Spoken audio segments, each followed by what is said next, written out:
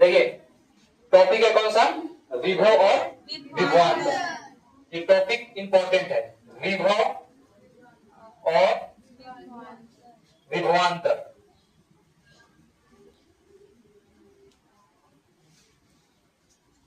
ये topic exam के लिए बहुत ज्यादा हेवी आई है, विभव और विभवांतर।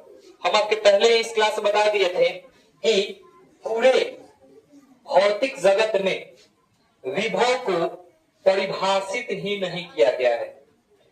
रियल चीज यही है कि पूरे भौतिक जगत में विभव को कहीं परिभाषित ही नहीं किया गया है।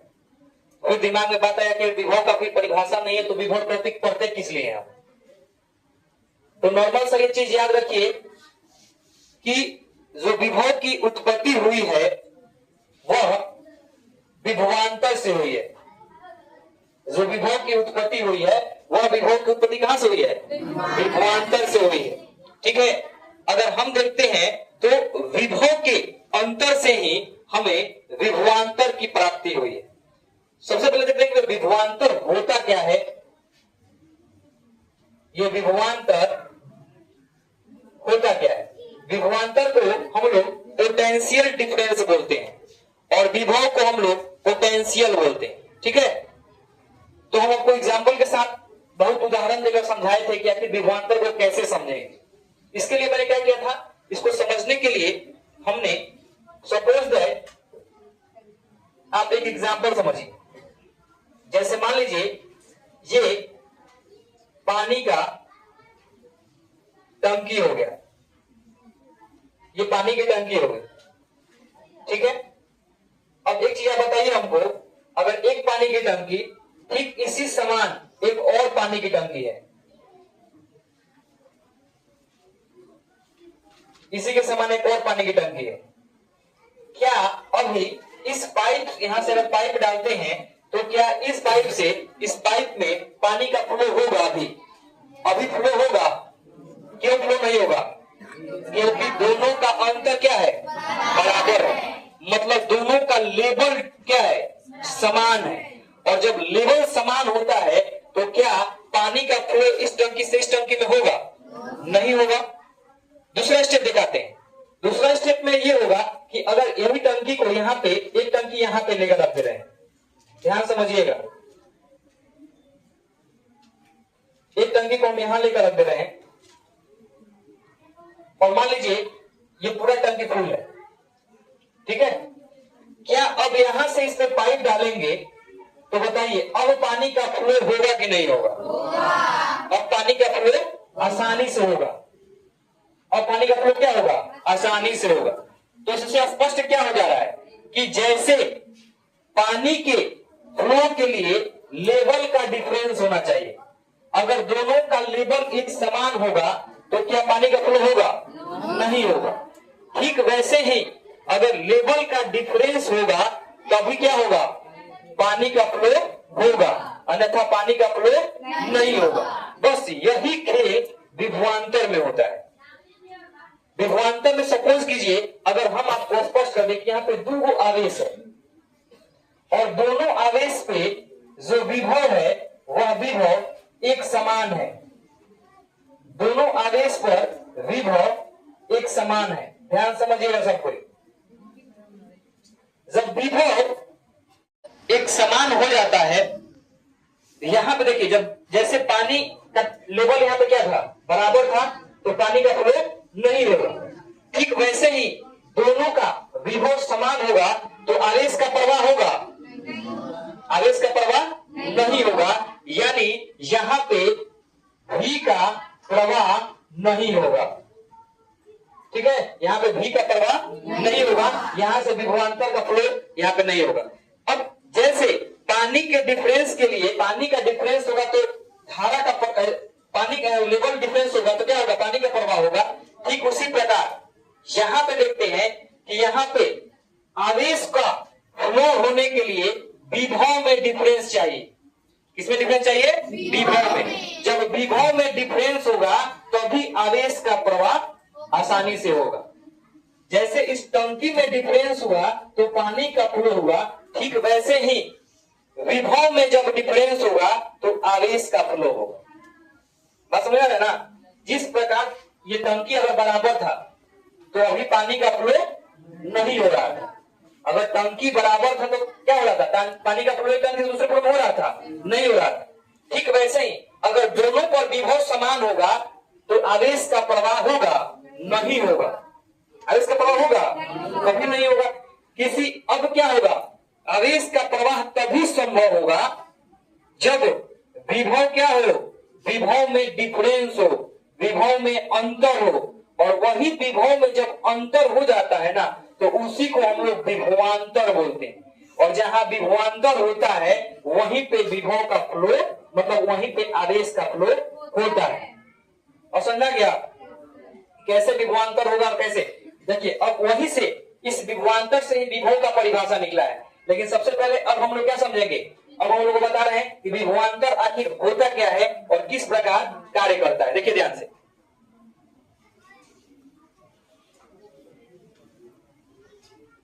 देखिए जैसे सपोज कीजिए कि अगर यहां पे एक आवेश है जिस आवेश का नाम है Q1 और यहां पे एक आवेश है Q2, दोनों अलग अलग बिंदु पर रखे हुए हैं। ठीक है, ये बिंदु A है और ये बिंदु B है। बिंदु A पर Q1 आवेश को रखे हैं, बिंदु B पर Q2 आवेश को रखे हैं। तो दिक्कत, अब देखिए जब एक आवेश यहां पे, और इधर बात करा जाए कि कौन सा आवेश इस पर रखे हैं, कौन सा आवेश रखे हैं? इस पे कौन सा? धन आवेश रखे हैं। कौन सा आवेश रखे हैं? धन आवेश रखे हुए। ठीक है, जब यही एक धनावेश को एक बिंदु से दूसरे बिंदु तक, देखिएगा ध्यान से, एक धनावेश को बिंदु B से बिंदु A तक ले जाने में यदि कितना कार्य करना पड़ेगा? यदि एक कूलम्ब आवेश को ले जाने में कितना? एक कूलम्ब आवेश को ले जाते हैं, मतलब यहां से यहां तक ले जाने में हमें जो कार्य करना पड़ता है, कितना आवेश को ले जाते हैं हम लोग? एक कूलम्ब आवेश को लेते हैं। कितना आवेश को लेते हैं? तो वही एक कूलम्ब आवेश इन दोनों बिंदुओं के मध्य विभवांतर कहलाता है।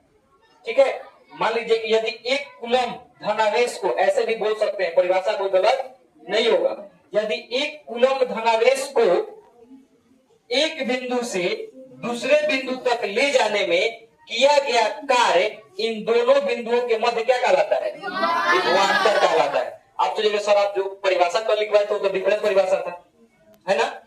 परिभाषा हमसे 4 बार पूछिएगा, हम 4 बार परिभाषा अलग अलग बताएंगे। ठीक है, अगर आप समझ गए होंगे तो क्या होगा, ऑटोमेटिक आप उसकी परिभाषा आराम से निकाल सकते हैं। हमने क्या बोला कि यहाँ पे एक धनावेश है, यह आवेश क्या है? एक कूलम्ब आवेश है। कौन सा आवेश? एक कूलम्ब आवेश है। यही एक कूलम्ब आवेश को बिंदु B से बिंदु A तक ले जाने में किया गया कार्य क्या बोलेगा? ले जाने में किया गया कार्य क्या कहलाता है? इन दोनों आवेशों के मध्य क्या कहलाएगा? विभवांतर कहलाएगा। मतलब यहां से यहां तक यदि हम एक कूलम्ब आवेश को ले जाते हैं, और एक कूलम्ब आवेश कोई छोटा आवेश नहीं होता है। आपको बता दें कि एक कूलम्ब आवेश बराबर होता है 6.25 गुने 10 टू द पावर 18 इलेक्ट्रॉन पर सेकेंड। ठीक है, एक कूलम्ब आवेश बराबर होता है 6.25 गुने 10 टू द पावर 18 इलेक्ट्रॉन पर सेकेंड। एक सेकेंड में इतना खतरनाक स्पीड से इलेक्ट्रॉन का प्रवाह होता है, इसीलिए पलक झपकते ही हमारे आंख क्या होता है? घरों में तुरंत बिजली आती है। बोलते कितना स्पीड बिजली का फ्लो कैसे हो रहा है, तो यहाँ पे इसकी स्पीड डिपेंड करती है। ठीक है, इसका डिपेंड किस पे? स्पीड पे करता है। तो वही बोला है कि यहां से यहां तक यदि हम एक कूलम्ब आवेश को ले आते हैं तो वही एक कूलम्ब आवेश को ले जाने में जितना कार्य करना पड़ेगा वही कार्य आपका विभवांतर कहलाएगा। क्या कहलाएगा?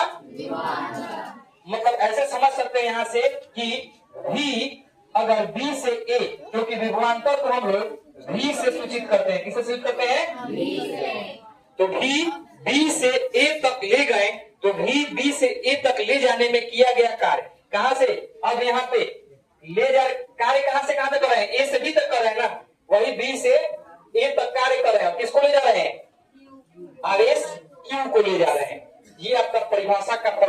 निकल के आ गया कि V is equal to W V से A अपॉन Q। यहाँ पे W क्या है, यहाँ पे W है कार्य, क्या है, W है आपका कार्य, यानी यहाँ पे लिख सकते हैं एक स्टेप और कि W कार्य, कार्य कैसे मतलब क्या होता है, जूल, और आवेश का कूलम, यानी स्पष्ट हो जाएगा जूल प्रति कूलम, और जूल प्रति कूलम को क्या बोलते हैं, वोल्ट, क्या बोलते हैं, वोल्ट।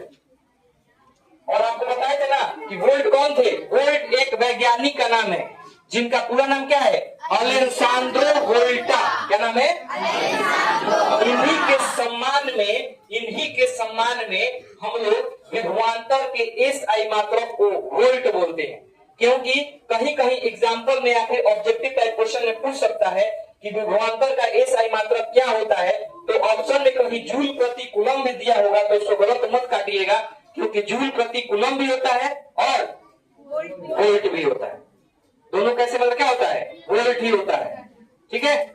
विभव और विभवांतर का SI मतलब वोल्ट ही होगा। तो यहाँ पे विभवांतर समझ में आ गया ना, कि यहाँ से एक कूलम आवेश को कहां तक ले जाएंगे, दूसरे बिंदु तक ले जाएंगे, और एक कूलम आवेश को एक बिंदु से दूसरे बिंदु तक ले जाने में जितना कार्य करना पड़ता है वही कार्य इन दोनों बिंदुओं के मध्य क्या कहलाता है, विभवांतर कहलाता है, ठीक है। यहाँ से तो ठीक वैसे क्या होगा, देखिए जिस प्रकार मैंने बताया था आपको कि अगर पानी के फ्लो होने के लिए लेवल का डिफरेंस चाहिए, वैसे ही आवेश को फ्लो होने के लिए विभव में डिफरेंस चाहिए। तो यहाँ का विभव का मान अलग होता है और यहाँ का विभव का मान अलग होगा। जब तक दोनों के विभव में डिफरेंस नहीं होगा तब तक आवेश का फ्लो नहीं होगा। अब मान लीजिए कि अगर एक बाल्टी में पूरा एक गिलास हो गया, एक गिलास हाथ में, एक गिलास इसमें लिए, दोनों में पूरा पानी भरा हुआ। अब बताइए कि क्या इस गिलास से इस गिलास से पानी लगेगा, क्या इस गिलास से इस गिलास में लगेगा, क्यों, क्योंकि दोनों गिलास क्या है, अभी फुल है। क्या इसमें कोई कार्य हो पाएगा, कोई कार्य नहीं होगा। कार्य कब होगा, जब एक गिलास अगर खाली रहता तो दूसरे गिलास के पानी इसमें लगा हम लोग आराम से रख दे, तब क्या होता, कार्य होता। तो वही एक कूलम यहाँ से लेकर यहाँ तक ले गए, यहाँ खाली है, अभी क्या है, यहाँ पे खाली है, तो इस आवेश को यहाँ से जहां तक एक कूलम आवेश को ले गए हैं, और वही एक कूलम आवेश को ले जाने में जो कार्य करना पड़ता है वही कार्य क्या कहलाता है, इन दोनों बिंदुओं के मध्य क्या कहलाएगा, विभवांतर कहलाएगा, ठीक है। परिभाषा रटने से याद नहीं होता है, परिभाषा को समझ लीजिएगा, परिभाषा याद हो जाएगा, क्योंकि रटते रटते क्या हो जाएगा, आप देखिए 1 दिन 2 दिन 3 दिन रटा हुआ दिमाग में रहेगा, रटा हुआ 1 दिन और समझा हुआ हर एक दिन, ये इतना याद रखिएगा, समझिएगा हर एक दिन काम करेगा आपका। रटिएगा आज रखिएगा कल काम खत्म है। रटंतम विद्या उसी पे काम आता है जो कभी पढ़ता नहीं है और अगले दिन उसको एग्जाम देना होता है, वो रट कर जाता है, एग्जाम पास हो जाता है, वो भी कितना रटेगा, आप लोग को पढ़ रहा है। और इस प्रकार पढ़ लीजिए कि अगला व्यक्ति को आराम से आके यहाँ पे खड़ा होकर पढ़ा दे, ठीक है। केवल और रिजल्ट के लिए सब कोई पढ़ता है कि मेरे को बहुत अच्छा रिजल्ट आ लेना, बहुत ज्यादा रिजल्ट अच्छा लाना है, रिजल्ट के लिए आप लोग पढ़ते हैं। कितना लोग रिजल्ट के लिए पढ़ता है इसमें कि मेरा इंटर में मैट्रिक में 99% नंबर आ जाए, 95% नंबर आ जाए। आप सुने हुए कोई विद्यार्थी बहुत तेज है और उसका रिजल्ट सेकंड डिवीजन आएगा, तो उसका नॉलेज का हम लोग वहां पे दंड कर देंगे। इसका ये मतलब नहीं होता है कि व्यक्ति के पास नॉलेज नहीं, हो सकता है कोई चूक हुआ होगा जिसको उसका रिजल्ट कम हो गया होगा, लेकिन उसके पास नॉलेज का उसका अंदाजा आप लोग नहीं लगा सकते हैं। तो किसी के मार्क्स देखकर किसी की काबिलियत की पहचान नहीं की जा सकती है, ठीक है। तो विभवांतर समझ में आ गया। अब इसके बाद हम बोले हैं कि विभव, कैसे विभव की उत्पत्ति हुआ। तो क्या हुआ कि इन्हीं लोगों में से एक वैज्ञानिक थे, कोई वैज्ञानिक होंगे, ठीक है। और मैंने आपको बताया था कि सबसे पहले विद्युत धारा के बारे में किसने बताया था, सबसे पहले विद्युत धारा के बारे में किसने बताया था, नाम बताइए, क्या, अरे बेंजामिन फ्रैंकलिन, क्या नाम है, बेंजामिन फ्रैंकलिन, ये सब नाम याद रखना कीजिए, बेंजामिन फ्रैंकलिन बताए। तो यहाँ पे भी कोई वैज्ञानिक है, यहाँ तक समझा गया ना बेटा दोस्तों। अब देखिए कुछ वैज्ञानिक आए और वैज्ञानिक अगर सोचे कि ठीक है तुम्हारा बात मान लिए कि विभवांतर यहाँ पे हो गया, कि एक कूलम आवेश को यहाँ से यहाँ तक ला दिए और जो कार्य करना पड़ा यही कार्य इन दोनों बिंदुओं के मध्य विभवांतर हो गया। लेकिन अब अगला स्टेप हुआ कि एक वैज्ञानिक आया, बोला कि एक काम करते हैं, ये जो चीज है इसको हम लोग एक काम करेंगे, यहाँ पे बी पॉइंट बी है, इसको हम अनंत पे ले आकर रखते हैं, ठीक है। इसी को क्या किया, इसी को ले जाकर यहाँ पे कहीं अनंत पे रख दिया और बोला कि अब अनंत से धन आवेश को लाएंगे, ठीक है। वहां से भी क्या करेंगे, धन आवेश को लाएंगे। कहां से, अनंत से। बोला कि अब अनंत से, और हम कल बताए थे आपको कि अनंत पे जो विभव का मान होता है, वो विभव का मान क्या होता है, शून्य होता है। अनंत पे जो विभव का मान होता है क्या होता है, अनंत पे विभव का मान शून्य होता है।